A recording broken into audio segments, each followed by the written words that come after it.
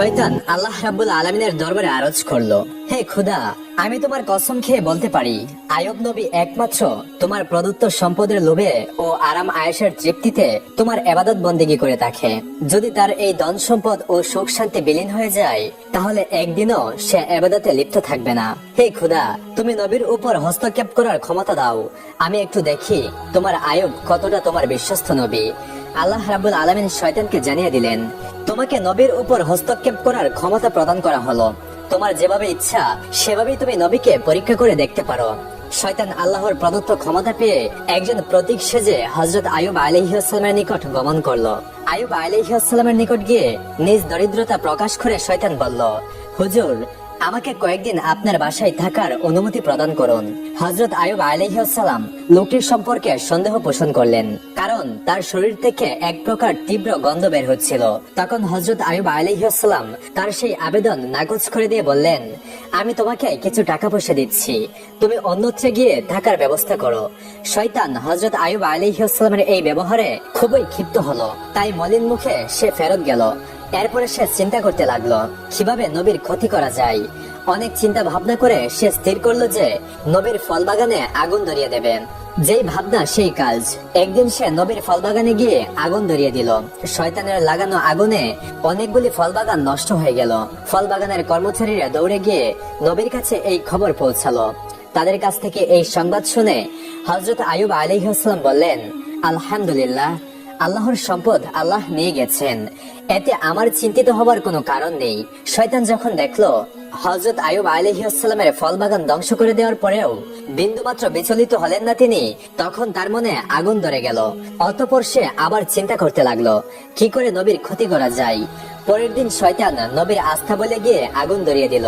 সেখানে আগুন এক ঝড়ের আকারে সমস্ত মাঠ পরিভ্রান্ত হয়ে গেল, যাতে সমস্ত পশু মারা গেল এবং কিছু সংখ্যক রাখালও সেই আগুনে মৃত্যুবরণ করলো।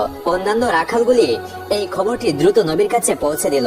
খবর শুনে হযরত আইয়ুব আলাইহিস সালাম নামাজের নিয়তে দাঁড়িয়ে গেলেন এবং তিনি বলতে লাগলেন, আল্লাহর সম্পদ আল্লাহ তাআলা নিয়ে গেছে, এতে আমার বিচলিত হবার তো কিছুই নেই।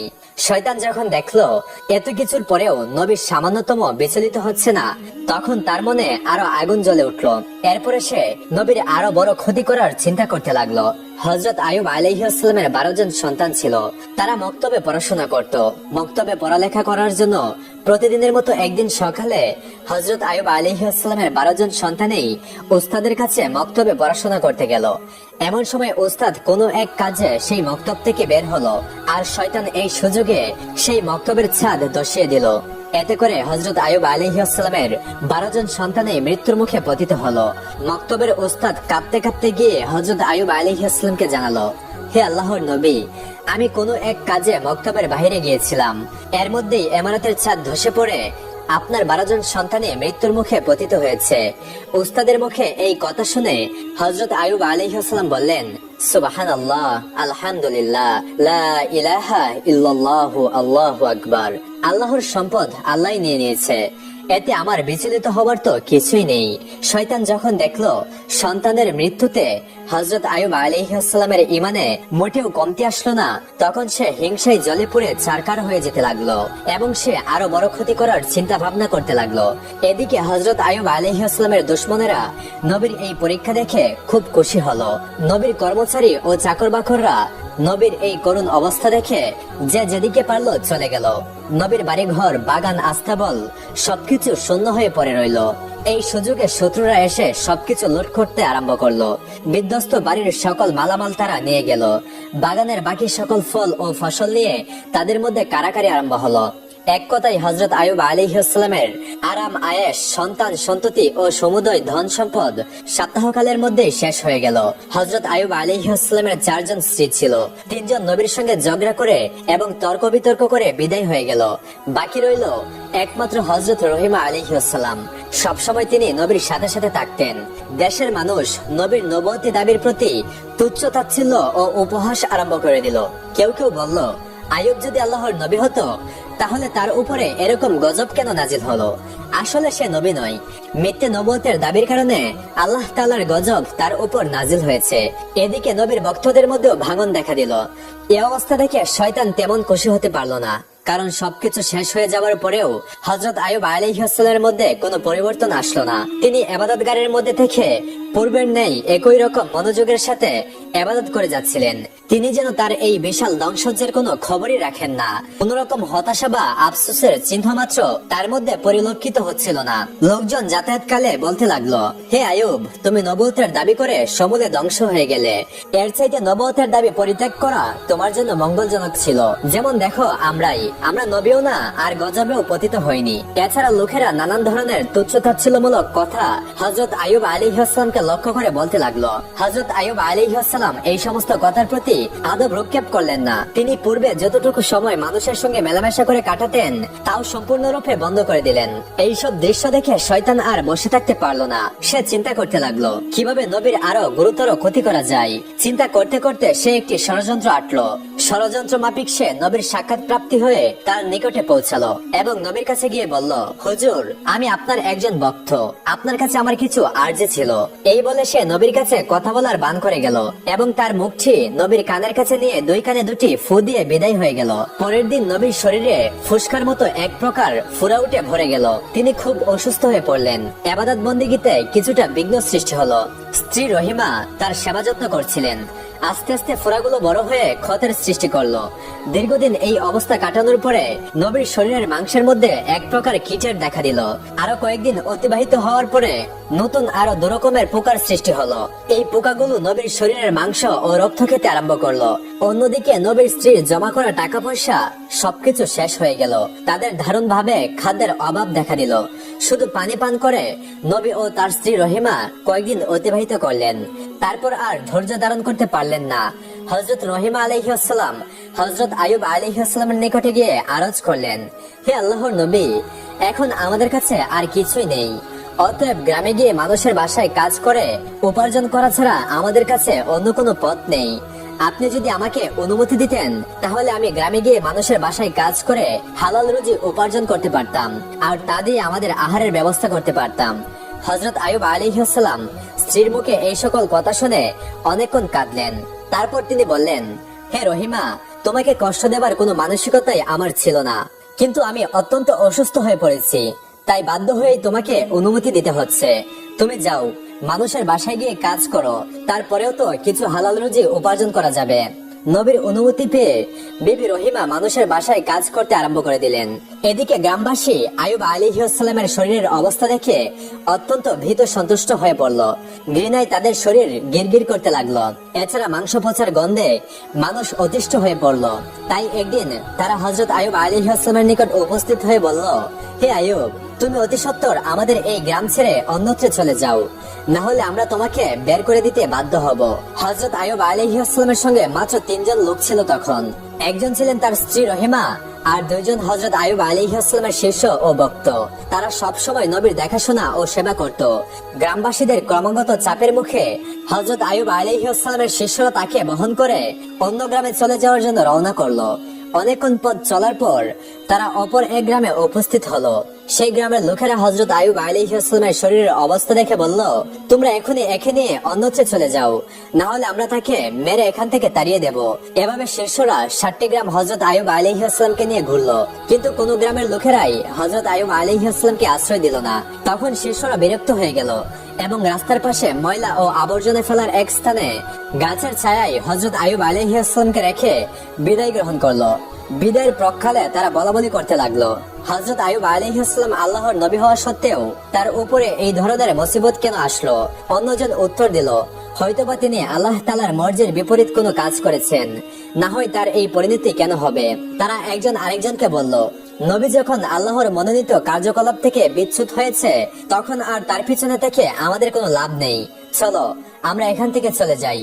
দুজনে এ ব্যাপারে একমত হলো এবং হযরত আইয়ুব আলাইহিসসালামকে গাছের নিচে রেখেই তারা বিদায় গ্রহণ করলো। হযরত রহিমা আলাইহিসসালাম হযরত আইয়ুব আলাইহিসসালামকে ছেড়ে যাওয়ার পাত্রী নন, তাই তিনি সদা সর্বদা নবীর খেদমতে ব্যস্ত থাকতেন। দিনের কিছু সময়ে মানুষের বাসায় গিয়ে কাজ করে যা সামান্য উপার্জন করতেন তা দ্বারা স্বামীর জন্য ঔষধ ও খাবারের ব্যবস্থা করতেন। এভাবেই দীর্ঘদিন অতিবাহিত হয়ে গেল। হযরত আইয়ুব আলাইহিসসালামের শরীরের কত কীট মরে যায়, আবার কত নতুন ভাবে কত কীটের জন্ম হয়। এভাবে দিন দিন কীটের সংখ্যা বাড়া ছাড়া আর কমে না। তার শরীরে সামান্য হাড্ডি মাংস ছাড়া আর কিছুই অবশিষ্ট ছিল না। একদিন হযরত আইয়ুব আলাইহিস সালামের শরীর থেকে কয়েকটি কীট গড়িয়ে পড়ে গেল। তখন হযরত আইয়ুব আলাইহিস সালাম স্ত্রী রহিমাকে ডেকে বললেন, রহিমা, মানুষ মাটির তৈরি। মানুষ মৃত্যুবরণ করার পরে তার শরীরের হাড় মাংস পুনরায় মাটিতে পরিণত হবে। মাঝখানে আল্লাহর কিছু পোকা যদি এই মাংস ও রক্ত খেয়ে কিছুটা তৃপ্তি লাভ করতে পারে, এতে আপত্তি কিসের? এতে অন্তত ওদের খাবার দানের পূর্ণতা পাওয়া যাবে। অতএব যে কীটগুলি গড়িয়ে মাটিতে পড়ে গেছে, ওইগুলিকে উঠিয়ে পুনরায় আমার শরীরের সঙ্গে লাগিয়ে দাও। হযরত রহিমা আলাইহিস সালাম স্বামীর আদেশ অনুসারে গড়িয়ে পড়া কীটগুলিকে পুনরায় উঠিয়ে তার শরীরের সঙ্গে লাগিয়ে দিলেন। একদিন হযরত রহিমা আলাইহিস সালাম গ্রামে গিয়ে কোনো কাজ পেলেন না। তখন তিনি খুবই দুশ্চিন্তাগ্রস্ত হয়ে পড়লেন। কাজের জন্য তিনি হন্যে হয়ে সারা গ্রামে ছুটে বেড়াতে লাগলেন, কিন্তু কোথাও কোনো কাজ পেলেন না। অবশেষে তিনি একজন মহিলার কাছে গিয়ে বললেন, আপনি আমাকে আজকের জন্য কিছু অর্থ ধার দিন, আমি আগামী দিনে সে অর্থ আপনাকে পরিশোধ করে দেব। আমার স্বামী অত্যন্ত রোগাগ্রস্ত, আমি আজকে কোনো কাজের ব্যবস্থা করতে পারিনি। আপনি যদি আমাকে কিছু অর্থ ধার দিতেন, তাহলে সেই অর্থ দ্বারা আমি আমার স্বামীর জন্য ঔষধ ও খাবার নিয়ে যেতে পারতাম, আর না হলে আমার স্বামীকে না খেয়ে থাকতে হবে। আপনি আমার প্রতি একটু দয়া করুন। মহিলা হযরত রহিমা আলাইহিস সালামের কথা শুনে বলল, আমি কাউকে টাকা ধার দেই না। জীবনে অনেক মানুষকে টাকা ধার দিয়েছি, কিন্তু তারা কেউ আজ পর্যন্ত আমার টাকা ফেরত দেননি। অতএব তোমার এই ভাওতাবাজির অভিনয় বাদ দিয়ে সোজা বাড়ির পথ দেখো। আমি কোনো টাকা তোমাকে ধার দিতে পারবো না। হযরত রহিমা আলাইহিস সালাম বললেন, তবে আমাকে কিছু কাজ দিন, সেই কাজের বিনিময়ে না হয় আমাকে টাকা দিবেন। মহিলা বলল, আমার কাছে কোনো কাজ নেই, তবে আমি তোমাকে এক শর্তের বিনিময়ে টাকা ধার দিতে পারি। তোমার মাথার চুলগুলি আমার খুব পছন্দ হয়েছে, তুমি যদি তোমার মাথার চুলগুলি কেটে আমাকে দিয়ে দাও, সেই চুলগুলির বিনিময়ে আমি তোমাকে কিছু টাকা দিতে পারি। হযরত রহিমা আলাইহিস সালাম বললেন, হে মহিষী নারী, আমার স্বামী অত্যন্ত রোগাগ্রস্ত, তার সমস্ত শরীর পোকায় খেয়ে ফেলেছে। তিনি কোনো কঠিন জিনিস স্পর্শ করতে পারেন না। তিনি যখন বিছানা থেকে ওঠেন, তখন আমার মাথার চুল ধরে বিছানা থেকে ওঠেন। আমি যদি মাথার চুলগুলি কেটে আপনাকে দিয়ে দেই, তাহলে আমার স্বামী কি ধরে বিছানা থেকে উঠবেন? তখন সেই মহিলা বলল, ঠিক আছে, তাহলে তুমি তোমার মাথার অর্ধেকটা চুল কেটে দিয়ে দাও, আমি সেই অর্ধেক চুলের বিনিময়ে তোমাকে টাকা দিব। হযরত রহিমা আলাইহিস সালাম চতুর্দিকে নিরুপায় হয়ে শেষ পর্যন্ত মহিলার প্রস্তাবে রাজি হয়ে গেলেন এবং তার মাথার অর্ধেক চুল কেটে তাকে দিয়ে দিলেন এবং তার বিনিময়ে কিছু অর্থ গ্রহণ করে সেই অর্থ দ্বারা স্বামীর জন্য কিছু আহার ও ঔষধ ক্রয় করে বাড়ির পথে রওনা করলেন। শয়তান যখন দেখলো হযরত রহিমা আলাইহিস সালাম তার মাথার অর্ধেক চুল কেটে ফেলেছেন, শয়তান এটিকে হযরত আইয়ুব ও বিবি রহিমার মাঝে ভুল বোঝাবুঝির জন্য একটি মোক্ষম সুযোগ হিসেবে গ্রহণ করলো। এরপরে সে একজন দরবেশের বেশে হযরত আইয়ুব আলাইহিস সালামের কাছে এসে বলল, হুজুর, আপনি একজন আল্লাহর নবী, অথচ আপনার স্ত্রীর চরিত্র অত্যন্ত জঘন্য। সে বিভিন্ন জায়গায় চুরি করে এবং চুরির মাধ্যমে অন্যায় ভাবে অর্থ উপার্জন করে, যার ফলে আজকে এক ঘটনায় মানুষ তাকে হাতে নাতে ধরে ফেলেছে এবং তার মাথার অর্ধেক চুল কেটে দিয়েছে। সে বাড়িতে ফিরে আসলে আপনি এর সত্যতা দেখতে পারবেন।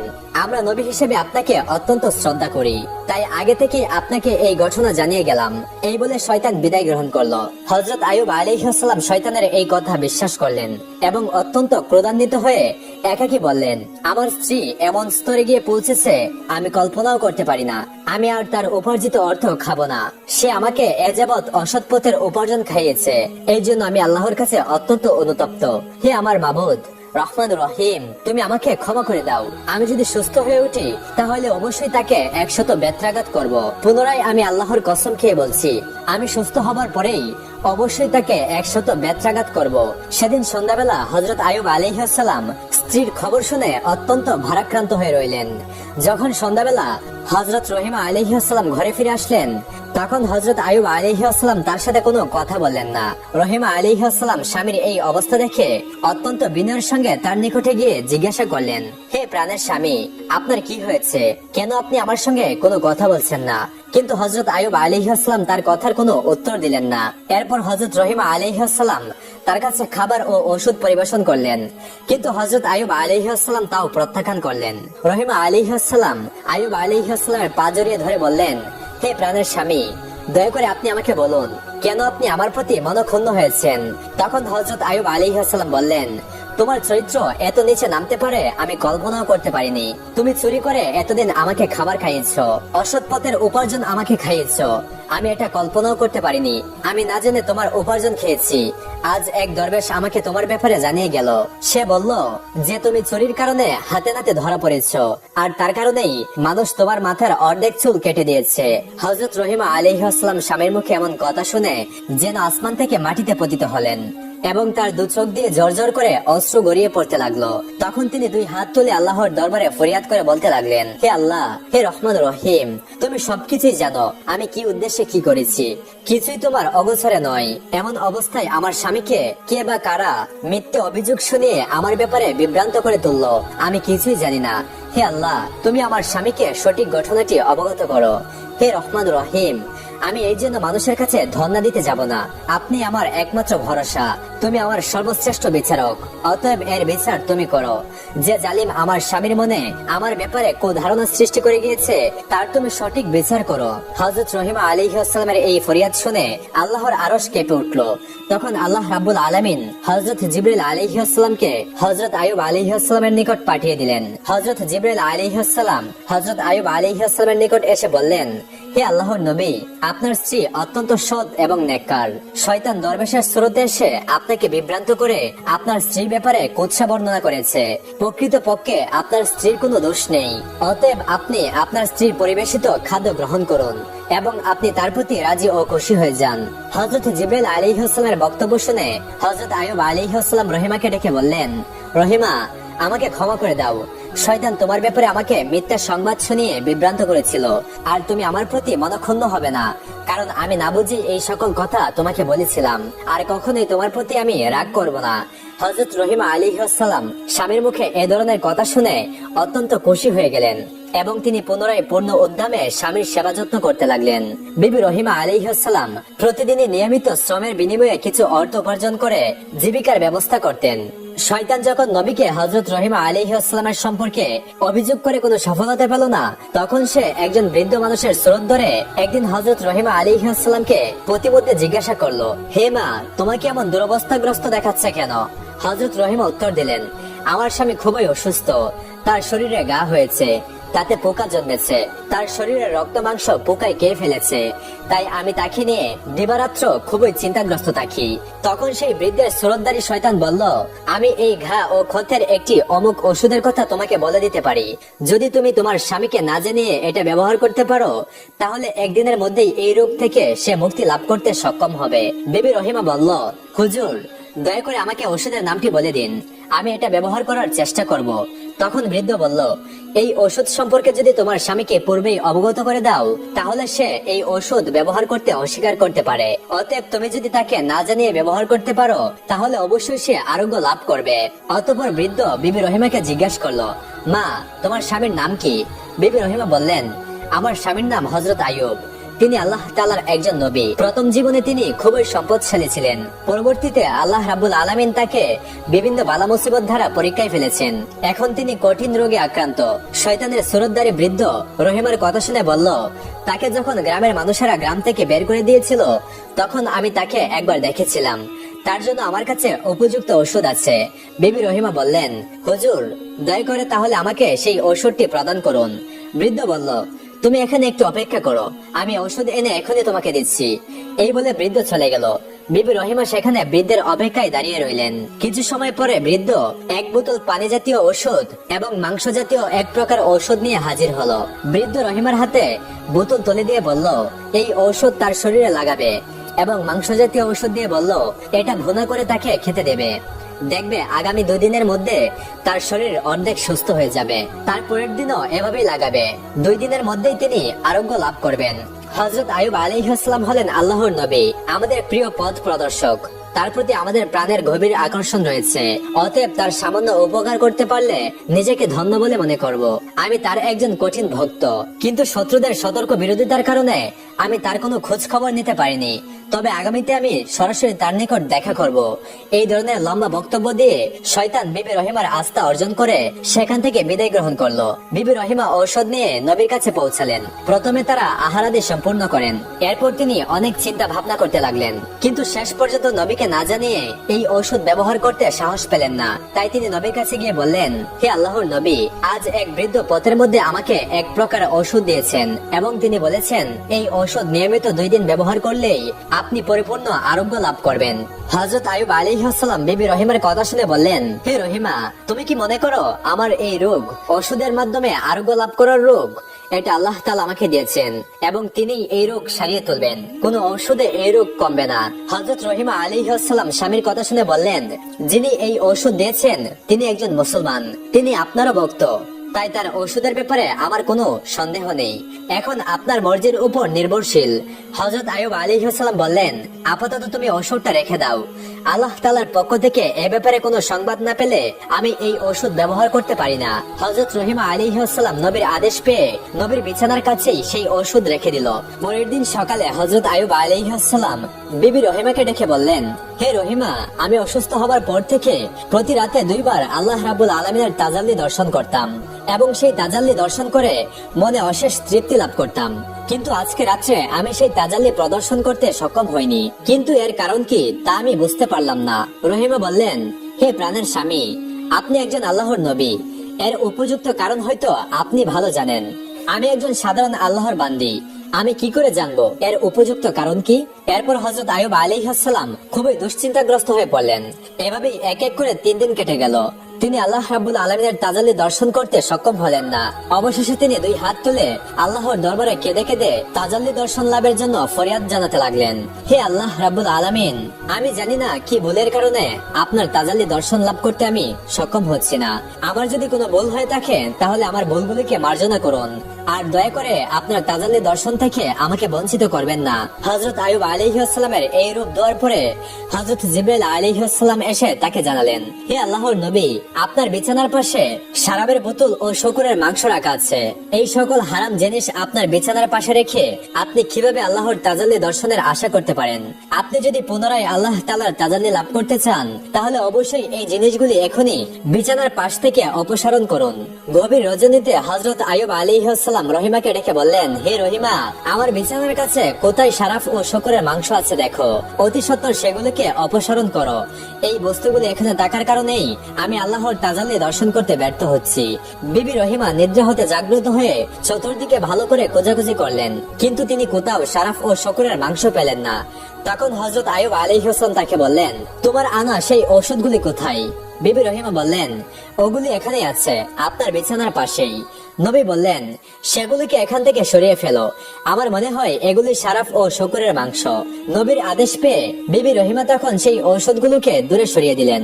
তারপর হযরত আইয়ুব আলাইহিস সালাম আবার ধ্যানমগ্ন হলেন। যখন রজনী শেষের দিকে আসলো তখন আইয়ুব আলাইহিস সালাম চিৎকার দিয়ে উঠে বললেন, হে রহিমা, এবার আমি আল্লাহর তাজাল্লি দর্শন করতে সক্ষম হয়েছি। রহিমা, ভেবে দেখো তাহলে, এই ঔষধগুলি ছিল শরাফ এবং শকুরের মাংস।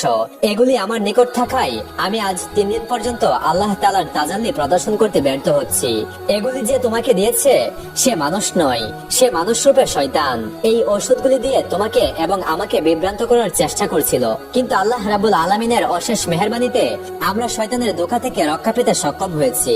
হযরত আইয়ুব আলাইহিস সালাম এইভাবে দীর্ঘ 18 বছর যাবত নির্মম রোগ, শোক ও দুঃখ যাতনা ভোগ করছিলেন। শেষের দিকে যখন পোকাগুলো তার চোখ ও জিহ্বায় আক্রমণ করতে লাগলো তখন তিনি কেঁদে কেঁদে আল্লাহর দরবারে ফরিয়াদ করলেন, হে আল্লাহ, আমার চোখ দ্বারা আমি স্ত্রীকে দর্শন করি এবং সূর্য দেখে নামাজের ওয়াক্ত ঠিক করি, আর জিহ্বা দ্বারা তোমার জিকির আজগার করি। অতএব এই 2টি জিনিসও যদি পোকামাকড় খেয়ে নষ্ট করে ফেলে তাহলে তোমার ইবাদত করা আমার জন্য কষ্টকর হয়ে যাবে। এই দুয়ার পরিপ্রেক্ষিতে আল্লাহ তাআলা তার নবীকে জানিয়ে দিলেন, আমি অচিরেই আপনাকে রোগমুক্ত করব এবং আপনার স্ত্রীকে পুরস্কৃত করব। কোন একদিন ভোরবেলা রহিমা যখন কাজে বের হয়ে গেলেন, রহিমা কাজে বের হয়ে যাওয়ার পরে হযরত জিবরাইল আলাইহিস সালাম এসে হযরত আইয়ুব আলাইহিস সালামকে বললেন, হে আল্লাহর নবী, আপনি আপনার পদযুগল দিয়ে মাটির উপর আঘাত করুন। আপনার আঘাতের ফলে একটি নহর সৃষ্টি হবে। আপনি সেই নহরের পানি দিয়ে গোসল করুন এবং পেট ভরে সেই পানি পান করুন। অল্পক্ষণের মধ্যেই আপনি সুস্থ হয়ে উঠবেন। হযরত আইয়ুব আলাইহিস সালাম হযরত জিবরাইল আলাইহিস সালামের পরামর্শ অনুসারে পা দ্বারা মাটিতে আঘাত করলেন। তখন সেখান থেকে একটি পানির ফোয়ারা সৃষ্টি হলো এবং সেই ফোয়ারা থেকে পানি উত্তালিত হয়ে হযরত আইয়ুব আলাইহিস সালামের শরীরে পতিত হলো। আল্লাহর মেহেরবানিতে হযরত আইয়ুব আলাইহিস সালামের শরীরে সেই ফোয়ারার পানি লাগার সঙ্গে সঙ্গে তার শরীরের কত স্থানগুলি ভালো হয়ে যেতে লাগলো এবং সেখানে নতুন চামড়া গজালো। অতঃপর নবী এসে সেই ফোয়ারার পানিতে ভালো করে গোসল করলেন। সমস্ত শরীরে নতুন চামড়া গজালো এবং তার ক্ষতগুলি এমন ভাবে নিশ্চিহ্ন হয়ে গেল যেন তার শরীরে কোনোদিনই কোনো ক্ষত এবং রোগের চিহ্ন ছিল না। ফোয়ারার পানিতে গোসল করার পরে তার শরীর পূর্বের চাইতে অনেক উজ্জ্বল ও সুন্দর হয়ে উঠল। মুখমণ্ডল চন্দ্রের ন্যায় জ্বলজ্বল করতে লাগলো। তিনি গোসল সমাধান করে পেট ভরে সেই ফোয়ারার পানি পান করলেন। এতে তার ক্ষুধা ও তৃষ্ণা সম্পূর্ণরূপে দূর হয়ে গেল। এমন সময় তিনি দেখলেন একজন ফেরেশতা দূর থেকে থলে ভর্তি করে কাপড় চোপড় নিয়ে তার কাছে হাজির হয়ে বলল, হে আল্লাহর নবী, এগুলো আপনার জন্য জান্নাত থেকে নিয়ে আসা হয়েছে, এগুলি আপনি পরিধান করুন। এরপর লোকটি চলে গেল। হযরত আইয়ুব আলাইহিস সালাম পোটলা খুলে দেখতে পেলেন সেখানে জান্নাতি কাপড় রয়েছে। অতঃপর তিনি জান্নাতি জামা কাপড় পরিধান করে বর্ণনার্থিক সৌন্দর্যের অধিকারী হলেন। তার মনে অশেষ তৃপ্তি এলো। তিনি দীর্ঘ 18 বছর রোগে ভোগার পরে আজকে পরিপূর্ণভাবে আরোগ্য লাভ করলেন এবং হাঁটতে ও চলতে সক্ষম হলেন। তিনি আল্লাহর দরবারে শুকরিয়া আদায় করতে করতে কিছু দূর গিয়ে বনের এক প্রান্তে বসে রইলেন।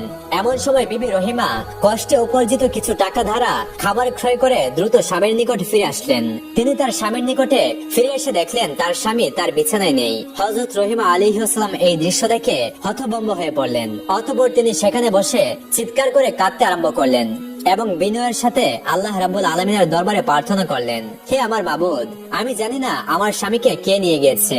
তাকে কি কোনো বাঘে কে ফেলেছে নাকি অন্য কোনো জীবজন্তু গায়েব করে দিয়েছে, আমি কিছুই জানি না। হে আমার মাবুদ, তোমার কাছে আমার ফরিয়াদ জানাচ্ছি, তুমি আমার স্বামীকে আমার কাছে ফেরত দাও। হে আল্লাহ রাব্বুল আলামিন, আপনি দয়ার সাগর, আপনি পারেন না এমন তো কোনো কাজ নেই। আমার স্বামীকে ছাড়া আমি কোনোভাবেই বাঁচবো না। এভাবে অনেকক্ষণ যাবৎ হযরত রহিমা আলাইহিস সালাম আল্লাহ রাব্বুল আলামিনের দরবারে ফরিয়াদ করার পরে উঠে দাঁড়ালেন এবং তিনি এদিকে সেদিকে ছুটাছুটি করে হযরত আইয়ুব আলাইহিস সালামকে খুঁজতে লাগলেন। তিনি দেখতে লাগলেন কোথাও হযরত আইয়ুব আলাইহিস সালামের কোনো চিহ্ন খুঁজে পাওয়া যায় কিনা। তিনি অনেকক্ষণ ছুটাছুটি করার পরে তিনি হযরত আইয়ুব আলাইহিস সালামের কোনো চিহ্ন কোথাও খুঁজে পেলেন না। এরপর তিনি দেখতে পেলেন দূরে এক ব্যক্তি সুন্দর পোশাক পরিচ্ছদ করে বসে আছেন। তিনি সেই ব্যক্তির নিকট গিয়ে জিজ্ঞাসা করলেন, জনাব, এখানে গাছের নিচে একজন রোগী ছিল, আপনি কি তার কোনো খবর জানেন? হযরত আইয়ুব আলাইহিস সালাম এতক্ষণ দূরে বসে হযরত রহিমা আলাইহিস সালামের এই অবস্থা পর্যবেক্ষণ করছিলেন। তৎক্ষণাৎ তিনি হযরত রহিমা আলাইহিস সালামের কাছে তার পরিচয় প্রকাশ করলেন না। তিনি হযরত রহিমা আলাইহিস সালামকে বললেন, রোগী তোমার কি হয়? হযরত রহিমা আলাইহিস সালাম বলেন, তিনি আমার প্রাণের স্বামী ছিলেন, তিনি আল্লাহর একজন নবী ছিলেন, তার নাম হযরত আইয়ুব আলাইহিস সালাম। তিনি দীর্ঘ 18 বছর যাবৎ রোগাগ্রস্ত অবস্থায় এখানে ছিলেন। একমাত্র আমি তার দেখাশোনা করতাম, কিন্তু আজকে কাজের পরে ফিরে এসে আমি আমার স্বামীকে দেখতে পাচ্ছি না। আমি জানি না আমার স্বামী এখন কোথায় আছে, কি অবস্থায় আছে। তাকে কি কোনো বাঘে খেয়ে ফেলেছে না অন্য কোনো প্রাণী নিয়ে গেছে? আপনি যদি তার কোনো খোঁজ বা সংবাদ জেনে থাকেন দয়া করে একটু আমাকে জানান। হযরত আইয়ুব আলাইহিস সালাম তখন রহিমা আলাইহিস সালামকে জিজ্ঞাসা করলেন, আপনি যদি আপনার স্বামীর চেহারা দেখেন তাহলে আপনি কি আপনার স্বামীকে চিনতে পারবেন? হযরত রহিমা আলাইহিস সালাম উত্তর দিলেন, কি বলেন জনাব, যে স্বামীর দীর্ঘ 18 বছর যাবৎ আমি খেদমত করলাম তার চেহারা দেখলে আমি তাকে চিনতে পারবো না? এরপরে হযরত আইয়ুব আলাইহিস সালাম তার চেহারা থেকে কাপড় সরিয়ে ফেললেন এবং বললেন, দেখুন তো এই ব্যক্তিকে চিনতে পারেন কিনা। বিবি রহিমা আলাইহিস সালাম যখন হযরত আইয়ুব আলাইহিস সালামের নুরানি চেহারার দিকে দৃষ্টিপাত করলেন তখন তিনি হাউমাউ করে কেঁদে উঠলেন এবং তাকে জড়িয়ে ধরে বললেন, হে আল্লাহর নবী, আল্লাহ রাব্বুল আলামিন আপনাকে এইভাবে সুস্থ করে তুলবেন আমি কল্পনাও করতে পারিনি। আমি তো আপনার চিন্তায় অস্থির হয়ে পড়ছিলাম। আল্লাহর দরবারে লাখো কোটি শুকরিয়া যে তিনি আপনাকে সুস্থ করে দিয়েছেন এবং পুনরায় আমার কাছে ফিরিয়ে দিয়েছেন। এভাবে স্বামী এবং স্ত্রী অনেকক্ষণ যাবৎ কান্না করতে লাগলেন এবং আল্লাহ রাব্বুল আলামিনের দরবারে দুজনেই অশেষ কৃতজ্ঞতা জ্ঞাপন করলেন। হযরত আইয়ুব আলাইহিস সালাম তখন বিবি রহিমাকে বললেন কিভাবে তিনি সুস্থ হলেন এবং কিভাবে হযরত জিবরাইল আলাইহিস সালাম তাকে সুস্থ করার জন্য নহর সৃষ্টি করে দিলেন। আর হযরত আইয়ুব আলাইহিস সালাম তার স্ত্রীকে সেই নহরে গোসল করার জন্য অনুরোধ করলেন। স্বামীর কথা মতো হযরত রহিমা আলাইহিস সালাম ওই নহরে গোসল করলেন। সেই নহরে গোসল করার সাথে সাথেই হযরত রহিমা আলাইহিস সালামের চেহারাও চাঁদের ন্যায় জ্বলজ্বল করতে লাগলো। 18 বছরের যুবতীর ন্যায় শরীরের রূপ লাবণ্য ফিরে আসলো। এরপরে হযরত আইয়ুব আলাইহিস সালাম তার স্ত্রীকে নিয়ে বাড়ির দিকে ফিরে আসার জন্য পথ অতিক্রম করতে লাগলেন। তারা তাদের বাড়িতে এসে দেখলেন তাদের দালানকোঠা সব পূর্বের মতো অক্ষয় অবস্থায় রয়েছে।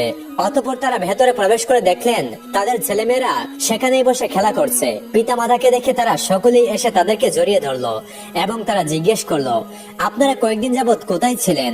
হযরত আইয়ুব আলাইহিস সালাম বললেন, আমরা আল্লাহর দাওয়াতে গিয়েছিলাম। তখন ছেলেমেয়েরা হাউমাউ করে কেঁদে উঠলো এবং তাদেরকে বলল, কেন আপনারা আমাদেরকে একা রেখে দাওয়াতে গিয়েছিলেন?